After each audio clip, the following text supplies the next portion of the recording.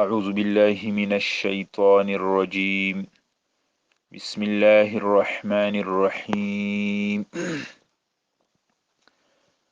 بسم الله شروع کوم پنوم د الله الرحمن چې ډیر مهربان دی، الرحیم ډیر رحم کوونکی دی. الحمد ټول صفتونه لله خاص الله پاک لره دي. رب العالمین چې پالون کې د عالمینو دی. الرحمن ډیر مهربان دی، الرحیم ډیر رحم کوونکی دی. مالک دی یوم الدین د ورځې د قیامت. ایاک نعبد خاص تعالی را عبادت کوو مونږه، و ایاک نستعین او خاص تعالی مدد غواړو مونږه. اهدینا وخیا مونږ ته الصراط المستقیم لار نیغه.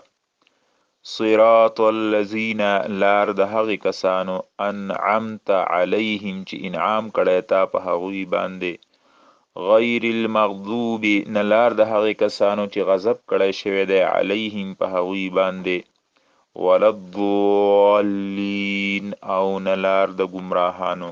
آمین.